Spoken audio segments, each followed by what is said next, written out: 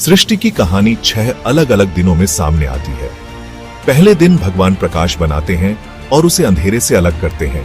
प्रकाश को दिन और अंधेरे को रात कहते हैं। दूसरे दिन आकाश का निर्माण होता है, ऊपर के पानी को नीचे के पानी से अलग करने वाला एक विशाल विस्तार। तीसरे दिन भगवान नीचे के पानी को समुद्र में इकट्ठा करते हैं, जिससे सूखी भूमि का पता चलता है। वो पृथ्वी को वनस्पति पैदा करने का आदेश देते हैं, भूमि को पौधों और पेड़ों से ढक देते हैं। चौथे दिन सूर्य, चंद्रमा और तारों का निर्माण होता है। ये खगोलीय पिंड दिन और मौसम को नियंत्रित करते हुए समय के चिह्नक के रूप में कार्य करते हैं। पांचवें दिन भगवान समुद्र के जीवों और आकाश के पक्षियों को बनाते हैं। वो उन्हें आशीर्वाद देते हैं, उन्हें फलदायी होने और गुणा करने का आदेश देते हैं। अंत में छठे दिन भगवान भूमि के जानवरों का निर्माण करते हैं। वह उन्हें जमीन की धूल से बनाते हैं, उनके नथुनों में जीवन की सांस डालते हैं। सृष्टि का शिखर मानव जाति के निर्माण के साथ आता है। भगवान आदम पहले इंसान को अपनी छवि में बनाते हैं। वो उसे अदन की वाटिका में रखते हैं, एक स्वर्ग जो हर तरह के पेड़ से भरा है, जो देखने में सुखद और खाने के लिए अच्छा है। अदन की वाटिका मासूमियत और सद्भाव की स्थिति का प्रतिनिधित्व करती है। आदम भगवान और प्रकृति के साथ पूर्ण मिलन में रहता है। उसके पास किसी चीज की कमी नहीं है। हालांकि भगवान मानते हैं कि आदमी का अकेले रहना अच्छा नहीं है। वो आदम के लिए एक उपयुक्त मददगार की इच्छा रखते हैं। भगवान आदम की पसली से हव्वा, पहली महिला का निर्माण करते हैं। हव्वा को आदम के बराबर और साथी के रूप में प्रस्तुत किया गया है। साथ में उन्हें भगवान की सृष्टि के प्रबंधक बनना है। भगवान आदम और हव्वा को एक साधारण आज्ञा देते हैं, उन्हें भले और बुरे के ज्ञान के वृक्ष से नहीं खाना चाहिए। यह निषेध उनकी आज्ञाकारिता और भगवान में विश्वास की परीक्षा का प्रतिनिधित्व करता है। सांप, एक चालाक प्राणी, बगीचे में प्रवेश करता है। वह हव्वा को निषिद्ध पेड़ के फल से लुभाता है। सांप भगवान की आज्ञा पर सवाल उठाता है। यह सुझाव देता है कि भगवान उनसे कुछ अच्छा छुपा रहे हैं। वह हव्वा को ज्ञान का लालच देता है। यह वादा करता है कि यदि वे फल खाते हैं तो तुम भगवान के जैसे हो जाओगे, अच्छे और बुरे को जानते हुए। हव्वा प्रलोभन के आगे झुक जाती है और फल खा लेती है। फिर वह कुछ आदम को देती है, जो उसे भी खा लेता है। उनकी अवज्ञा के परिणाम तत्काल और गंभीर हैं। आदम और हव्वा अपने नग्नता के बारे में जागरूक हो जाते हैं और शर्म महसूस करते हैं। वे उसकी उपस्थिति से डरकर भगवान से छिप जाते हैं। भगवान आदम और हव्वा का उनकी अवज्ञा के बारे में सामना करते हैं। वह सांप हव्वा और आदम को शाप देता है, उन्हें दर्द, परिश्रम और मृत्यु दर के अधीन करता है। उनके पाप के परिणाम स्वरूप आदम और हव्वा को अदन की वाटिका से निकाल दिया जाता है। स्वर्ग खो गया है। आदम और हव्वा के 2 बेटे हैं, कैन और हाबिल। कैन एक किसान है, जबकि हाबिल एक चरवाहा है। दोनों भाई भगवान को बलिदान चढ़ाते हैं। हालांकि भगवान कैन की भेंट के बजाय हाबिल की भेंट का पक्ष लेते हैं। कैन ईर्ष्या और क्रोध से भर जाता है। वह पाप को अपने दिल में पनपने देता है। कैन हाबिल को एक खेत में फुसलाकर उसकी हत्या कर देता है। भाई भतीजावाद का यह कृत्य बाइबल में मानव हिंसा के पहले उदाहरण का प्रतीक है।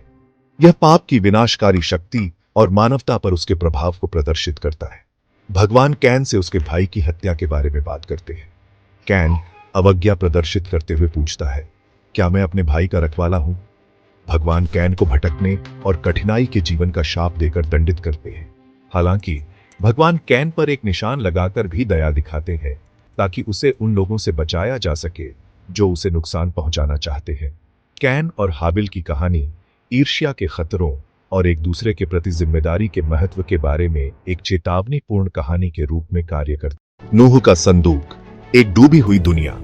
जैसे जैसे मानवता बढ़ती है, वैसे वैसे पाप और दुष्टता भी बढ़ती है।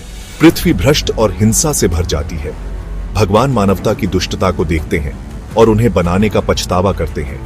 वह पृथ्वी को शुद्ध करने के लिए एक महान बाढ़ भेजने का फैसला करता है। हालांकि व्यापक भ्रष्टाचार के बीच एक आदमी धर्मी और निर्दोष रहता है, नूह। भगवान नूह का पक्ष लेते हैं और उसे और उसके परिवार को आने वाले विनाश से बचाने का फैसला करते हैं। भगवान नूह को एक संदूक बनाने का आदेश देते हैं, एक विशाल जहाज जिसे बाढ़ के पानी का सामना करने के लिए डिजाइन किया गया है। नूह को हर जीवित प्राणी, नर और मादा को संदूक में लाना है ताकि उन्हें संरक्षित किया जा सके। एक नया करार, बाढ़ के बाद का जीवन। भगवान के वादे के अनुसार बाढ़ आती है। 40 दिन और 40 रात तक बारिश होती है, जिससे पृथ्वी जलमग्न हो जाती है। संदूक के बाहर सभी जीवित प्राणी नष्ट हो जाते हैं। केवल नूह, उसका परिवार और संदूक के भीतर के जानवर ही जीवित रहते हैं। बाढ़ का पानी कम होने के बाद संदूक अरारत के पहाड़ों पर आकर रुक जाता है। नूह भूमि का पता लगाने के लिए एक कौवा और एक कबूतर भेजता है। कबूतर जैतून की एक शाखा लेकर लौटता है। यह एक संकेत है कि पानी कम हो गया है और नया जीवन उभरने लगा है। भगवान नूह के साथ एक वाचा स्थापित करते हैं। यह वादा करते हैं कि फिर कभी पृथ्वी को बाढ़ से नष्ट नहीं करेंगे। इंद्रधनुष इस वादे का प्रतीक है। यह वाचा मानवता के लिए एक नई शुरुआत का प्रतीक है। हालांकि पाप मानवीय स्थिति का हिस्सा बना हुआ है, भगवान की दया और अनुग्रह मोचन और एक नई शुरुआत की आशा प्रदान करते हैं। बाढ़ के बाद मानवता नूह के बेटों से निकलती है और पृथ्वी को फिर से आबाद करना शुरू करती है। वे पूर्व की ओर यात्रा करते हैं और शिनार देश में बस जाते हैं। एक सामान्य भाषा द्वारा एकजुट होकर वे एक घमंडी प्रयास शुरू करते हैं, एक ऐसे टॉवर के साथ एक शहर का निर्माण जो स्वर्ग तक पहुंचे। उनका मानना है कि यह टॉवर उन्हें प्रसिद्ध बनाएगा और उन्हें पृथ्वी पर बिखरने से रोकेगा। भगवान उनकी अभिमानी महत्वाकांक्षा को देखते हैं और हस्तक्षेप करते हैं। वह उनकी भाषा को भ्रमित करता है, जिससे उनके लिए एक दूसरे को समझना असंभव हो जाता है। परियोजना को छोड़ दिया जाता है और लोग अपनी भाषाओं से विभाजित होकर पृथ्वी पर बिखर जाते हैं। बाबेल की मीनार की कहानी अभिमान के खतरों और भगवान के सामने विनम्रता के महत्व के बारे में एक चेतावनीपूर्ण कहानी के रूप में कार्य करती है। संस्थापक पिता भगवान ऊर देश के एक व्यक्ति अब्राम को एक नई भूमि की यात्रा करने के लिए बुलाते हैं, जो भगवान उसे दिखाएंगे। यह आह्वान बाइबल के इतिहास में एक नए अध्याय की शुरुआत का प्रतीक है। अब्राम, जिसका बाद में नाम बदलकर अब्राहम कर दिया गया, को यहूदी लोगों का पिता माना जाता है। वह भगवान के प्रति विश्वास और आज्ञाकारिता का उदाहरण देता है। भगवान अब्राहम के साथ एक वाचा बनाते हैं।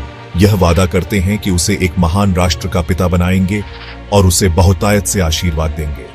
वह अब्राहम के वंशजों को कनान देश को उनकी विरासत के रूप में देने का भी वादा करता है। अब्राहम के विश्वास की कई बार परीक्षा होती है, लेकिन वह भगवान में अपने विश्वास पर अडिग रहता है। उसके वंशज उसके बेटे इसहाक और पोते याकूब के माध्यम से इस्राएल के 12 गोत्र बन जाते हैं। अब्राहम की यात्रा की कहानी इस्राएल के इतिहास और यहूदी धर्म के विकास की नींव के रूप में कार्य करती है। यह विश्वास, आज्ञाकारिता और भगवान और उसके चुने हुए लोगों के बीच स्थायी वाचा के विषयों पर प्रकाश डालता है।